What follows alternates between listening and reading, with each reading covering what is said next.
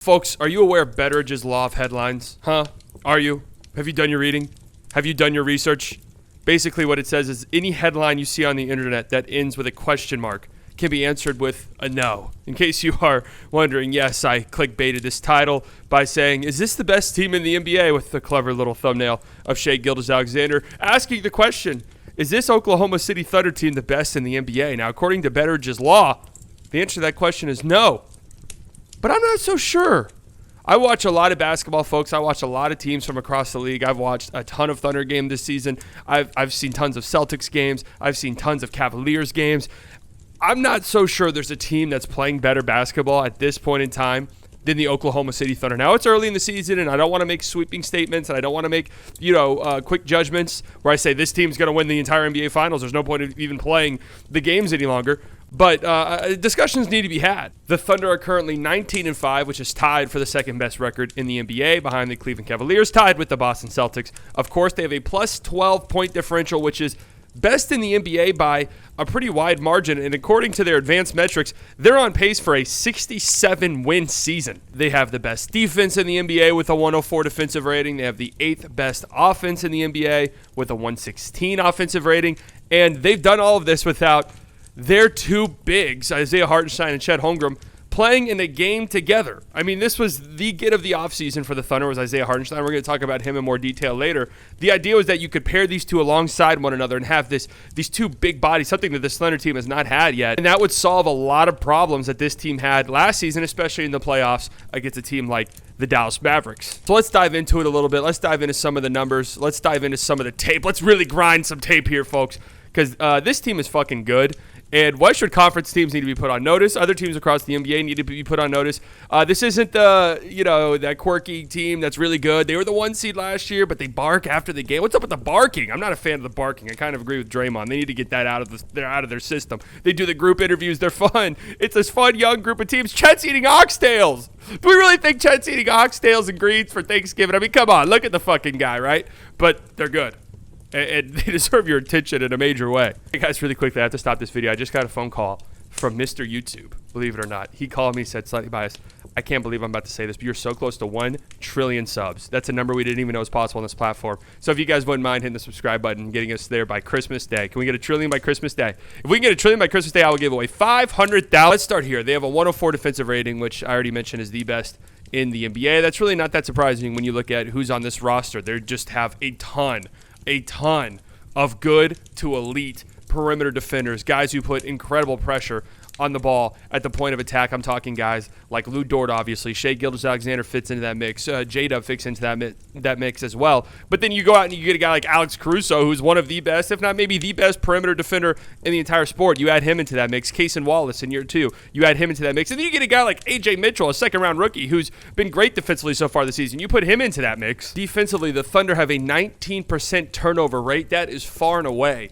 the highest in the NBA, and this is just one of the crazier stats I've seen in quite some time. So far, to start this season, they are averaging 12.2 steals per game, which is the most in the NBA, and averaging only 11.8 turnovers per game as a team offensively, which is the lowest in the NBA. If that were to hold up over the course of the season, which I doubt it would, but if they were to average more steals per game than turnovers per game, that would be the first time in NBA history that a team has ever accomplished that. I mean, that's insane. In the 24 games that they have played so far, they have only lost the turnover battle 2 times. In a 130-109 blowout victory against the Sacramento Kings and a 119-109 victory over the New Orleans Pelicans just a few days ago. And in a 118-104 victory over the Dallas Mavericks in the Emirates NBA Cup to advance to the semifinals in Las Vegas, the Oklahoma City Thunder forced the Dallas Mavericks into 19 turnovers, and they got 31 points off of those turnovers. And while the Dallas Mavericks outshot them from the field, outshot them from the three-point line, attempted 12 more free throws than the Oklahoma City Thunder, the Thunder were able to win that game fairly comfortably because they shot the ball 21 more times total than the Dallas Mavericks. That was the amount of possessions they were able to create for themselves via turnovers or offensive rebounds. I mentioned when I did Locked On Mavericks after this game, when you're playing this Oklahoma City Thunder team, it's like there's 10 hands in the paint at all times. Sometimes it feels like there's 6 or 7 defenders on the court for the Oklahoma City Thunder. That's how well they rotate. That's how much space they take up. That's how good they are at plugging the gaps, helping off the gaps, digging at the ball, stunting in the gaps, recovering, closing out, controlled closeouts where they can contest shots without jumping. If you get the ball in the middle of the floor and you're slow, you're not making a split-second decision, you're not incredibly strong with the basketball, you go up soft, you bring the basketball down, there's a very good chance that you're going to turn the ball over. That's how many, it's like there's 10 hands in the middle of the floor at any given moment, which makes playing against this team difficult because that's how you have to beat them. They blitz, they trap. In this game against the Dallas Mavericks, they were relentlessly double-teaming Luka Doncic. He had a tough game in this one, 5 of 15 from the field, just couldn't get his shot going. A lot of that was good individual defense by Lu Dort. Of course, Lu Dort, sometimes he does play a different sport out there. He's playing tackle football. They play a physical brand of defense. That's okay. But I actually thought Luka Doncic, Kyrie Irving, who also saw a lot of attention defensively in this game as well, I thought those two actually did a pretty decent job of moving the ball, passing out of double teams, passing out of those traps, and finding open shooters. In fact, that is how you're supposed to beat this team, which makes playing this team so difficult because if you're getting trapped on a high ball screen like Luka did all night last night, the idea is let's get the ball to the screener. Let's get the ball to the guy in the middle of the floor, getting downhill, rolling to the rim, advantageous 4-on-3 scenario. Let's generate an open look off of that. But this Oklahoma City Thunder team rotates so incredibly well defensively. They contest shots. They close out so incredibly well that those shots that are typically open against pretty much any other defense in the league just aren't there. And the Mavs did a good job finding those shots, but it was also met with 19 turnovers and 31 points off those turnovers. This type of defense is a big reason why the Oklahoma City Thunder give up the most corner threes in the NBA. Opponents attempt nearly 12 corner threes a game against them, and that's typically a good shot. You hear that number and you might think, oh, that's bad defense. Actually, when you look at teams that are in the bottom 10 in opponent corner three-point frequency, these are all pretty bad defenses. Only 3 of these teams are in the top 10 in defensive rating. But it's a testament to how well this Thunder defense rotates that opponents only shoot 37% from the corner, which is the 9th lowest in the NBA. Opponents attempt the 2nd most tightly contested threes in the league against the Oklahoma City Thunder, and they shoot 32% on above the break threes, which is the 2nd lowest in the NBA. They force you into uncomfortable shots. They force guys who are not used to being playmakers having to make that extra pass, having to make that kick out. And if that kick out is inaccurate, or if it's a split second too late, they have a guy in the gaps ready to pick it off for a steal, going the other way for what's more than likely going to be an easy finish on the other end. But then you have aggressive and physical defensive playmakers. I mean, look at this possession right here from Cason Wallace. Fight with Herb Jones. Herb Jones can appreciate that. And then Cason Wallace sticks with it, gets a steal in the backcourt. I'd have to imagine, the Thunder lead the league in steals, so I have to imagine this is the case. But they got to force the most turnovers in the backcourt in the NBA by a huge margin.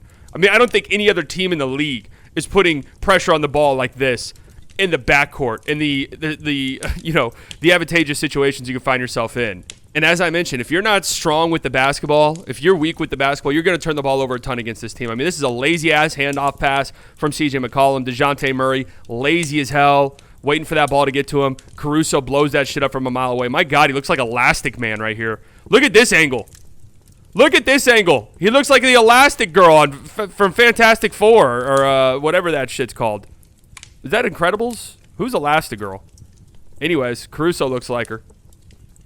Thick, too, just like her. Here's something that's just such a huge advantage for this Oklahoma City Thunder team. Some of their smaller players, some of their guards, guys like Lu Dort, Shai Gilgeous-Alexander, great shot blockers for their size, guys who can rotate, be the low man, contest shots vertically, and block shots at the rim, and also be guys who can get blocks and help defense. Stuff like this from Lu Dort right here. Stays with RJ Barrett the entire way. They're going to switch this handoff. Nobody picks up RJ until Isaiah Joe picks him up, but it's a head of steam downhill for RJ Barrett. But look at Lu Dort reading that the entire way. He's in perfect help the entire time, right? If RJ makes this skip pass to the corner, so be it, but Shai Gilgeous-Alexander can get out to contest that.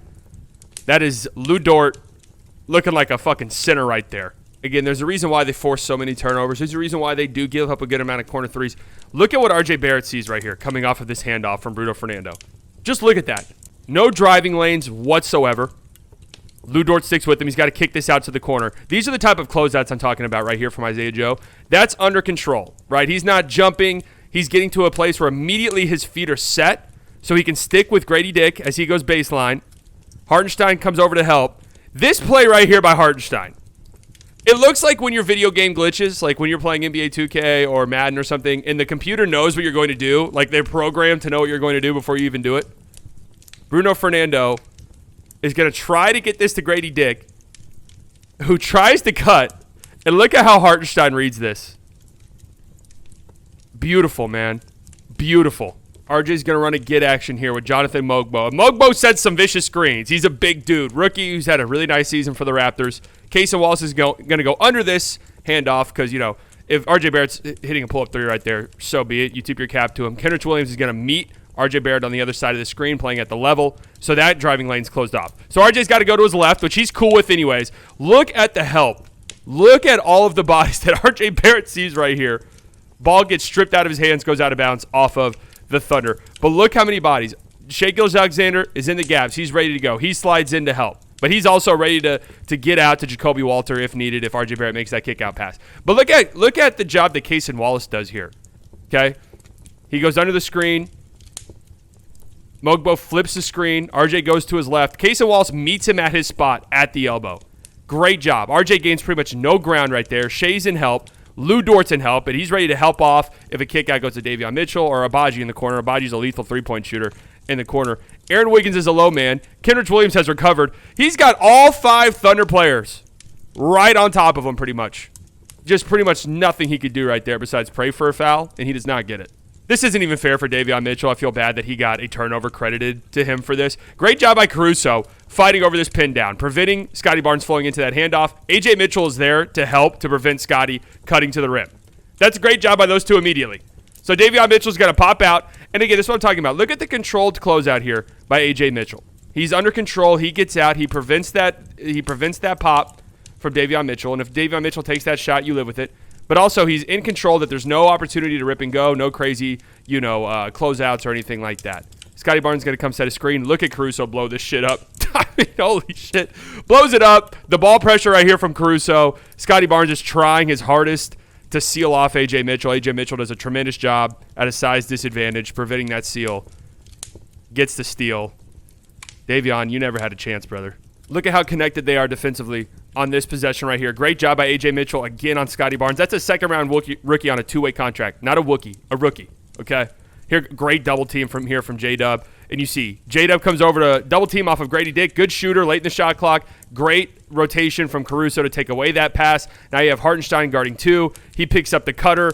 There's no place for Scotty Barnes to go here, really. Like, that's a tough skip pass to Bruno Fernando, and Hartenstein's probably picking that off. Hartenstein's got the cutter.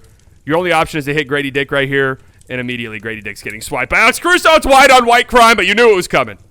These are the type of closeouts I'm talking about right here. Yeah, they give up more corner threes than anybody in the NBA, but these are some of the corner threes we're talking about. That's a really good skip pass right there, by the way. But look at J-Dub. Look how quickly he gets out. And look how much he contests that shot, how much he alters that shot from Jacoby Walter. I mean, that looks like a clean corner three that ends up hitting off the side of the backboard.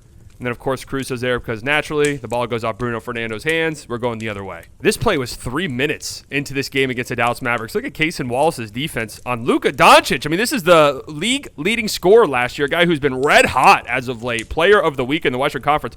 Blocks that step back 3 attempt, and then great defense right there. I mean, it kind of looks like Luka wasn't 1,000% sure about shooting this. But that's phenomenal stuff. And then sticking with them just enough. That spin move into that, scoop layup. We've seen Luka make that time and time again, but that's really good defense by Casey Wallace. And this is exactly what I was talking about earlier. The Mavericks, I thought, did a pretty decent job of getting the ball in the middle of the floor on these double teams, on these traps, on these blitzes. It's just taking care of the ball once you get there. And I thought Derek Lively, who was great in this series, in this playoff series last year, struggled a little bit in this game last night. You see Hartenstein at the level of the screen.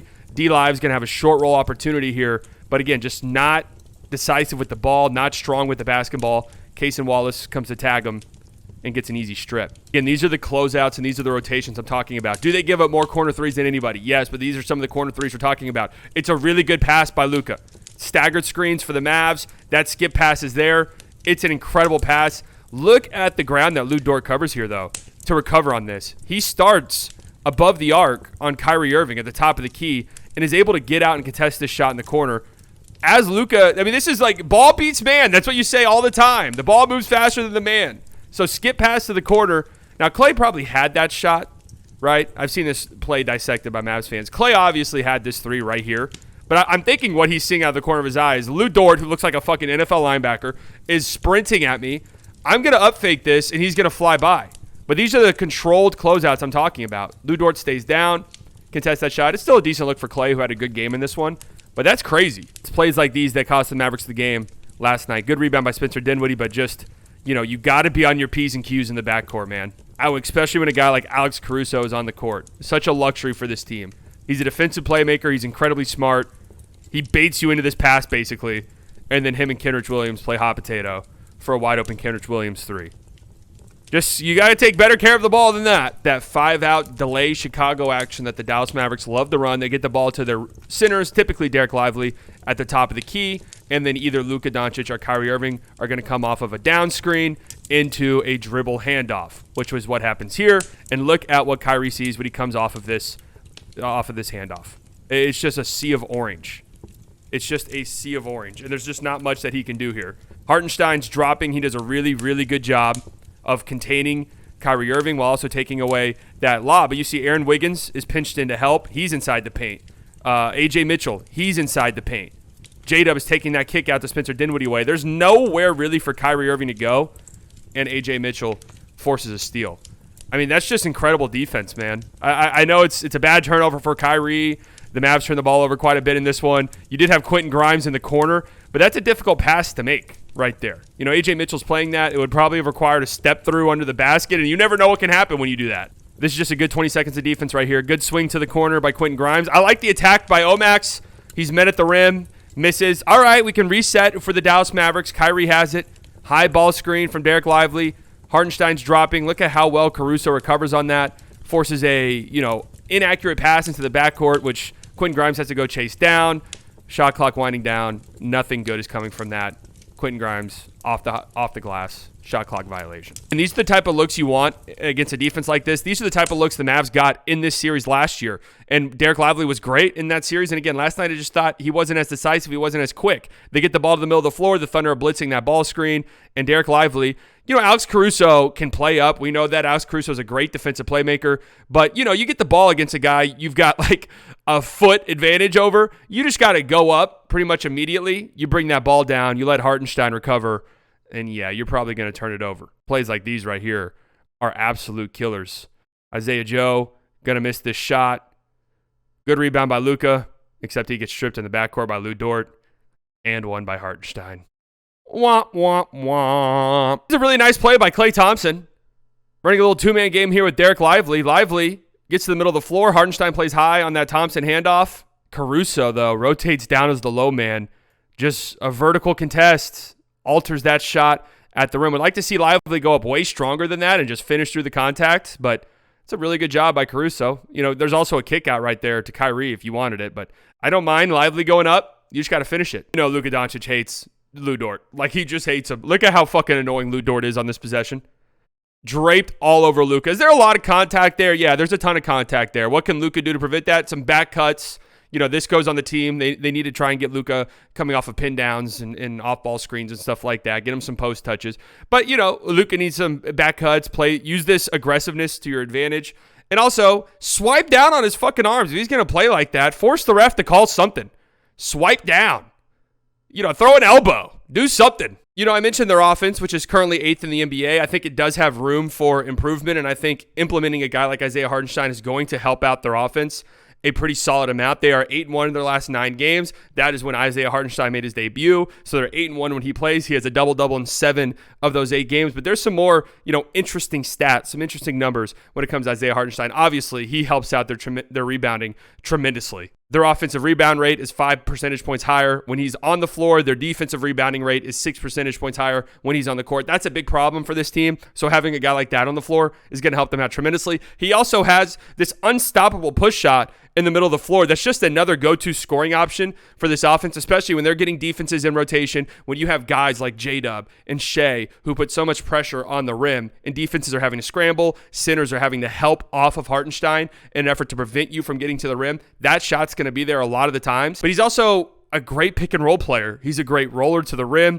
He's a great playmaker in the short roll, a good smart passer. He's also a fantastic screener. And it's, no surprise whatsoever that Shai Gilgeous-Alexander shoots 60% on short mid-range shots when Hartenstein is on the floor versus 48% when he's off the floor, 47% on long middies when Hartenstein's on the floor versus 43% when he's off the court. It's because he has a huge, gigantic fucking runway. when this big behemoth is setting giant screens. And we pretty much have gone this entire video talking about why this team is so good without even really mentioning Shai Gilgeous-Alexander, who is finished second in MVP voting last year. Did I think he should have been ahead of Luka Doncic? No, personally, I didn't think he should have been ahead of Luka Doncic, but this is a new season. Shai is doing the things that we've seen Shai Gilgeous-Alexander do for pretty much his entire career at this point. 30 points per game, 62% true shooting, an absolute maestro in the mid-range. He's made more free throws so far this season than anybody in the sport. Gets to the free throw line. Can it be a little bit annoying and frustrating sometimes if it's against your team? Sure, but who likes seeing